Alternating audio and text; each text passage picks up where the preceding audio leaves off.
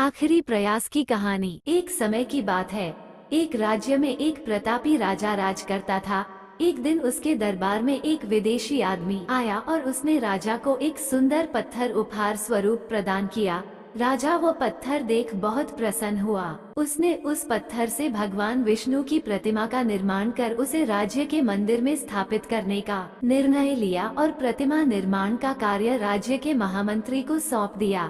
महामंत्री गांव के सर्वश्रेष्ठ मूर्तिकार के पास गया और उसे वह पत्थर देते हुए बोला, महाराज मंदिर में भगवान विष्णु की प्रतिमा स्थापित करना चाहते हैं। 7 दिवस के भीतर इस पत्थर से भगवान विष्णु की प्रतिमा तैयार कर राजमहल पहुंचा देना। इसके लिए तुम्हें 50 स्वर्ण मुद्राएं दी जाएंगी।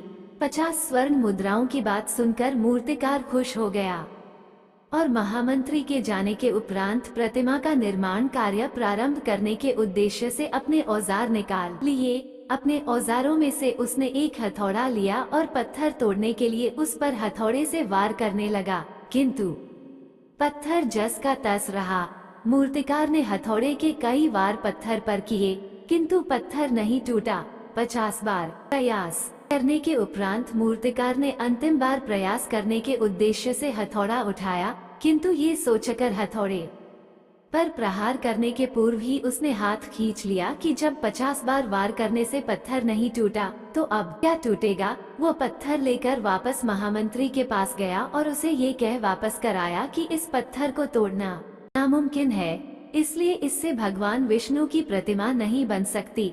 महामंत्री को राजा का आदेश हर स्थिति में पूर्ण करना था, इसलिए उसने भगवान विष्णु की प्रतिमा निर्मित करने का कार्य गांव के एक साधारण से मूर्तिकार को सौंप दिया।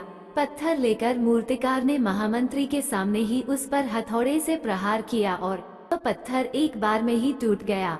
पत्थर टूटने के बाद मूर्तिकार प्रतिमा बनाने में जुट गया। इधर महामंत्री सोचने लगा कि काश पहले मूर्तिकार ने एक अंतिम प्रयास और किया होता तो सफल हो गया होता और 50 स्वर्ण मुद्राओं का हकदार बनता। इस कहानी से हमें ये सीख मिलता है कि मित्रों, हम भी अपने जीवन में ऐसी परिस्थितियों से दो चार होते रहते हैं। कई बार किसी कार्य को करने के पूर्व या किसी समस्या के सामने आने पर उसका निराकरण करने के पूर्व ही हमारा आत्मविश्वास डगमगा जाता है और हम प्रयास किए बिना ही हार मान लेते हैं। कई बार हम 1-2 प्रयास में असफलता मिलने पर आगे प्रयास करना छोड़ देते हैं, जबकि हो सकता है कि कुछ प्रयास और करने पर कार्य पूर्ण हो जाता या समस्या का समाधान हो जाता। यदि जीवन में सफलता प्राप्त करनी है तो बार बार असफल होने पर भी तब तक प्रयास करना नहीं छोड़ना चाहिए जब तक सफलता नहीं मिल जाती। क्या पता जिस प्रयास को करने के पूर्व हम हाथ खींच ले वही हमारा अंतिम प्रयास हो और उसमें हमें कामयाबी प्राप्त हो जाए।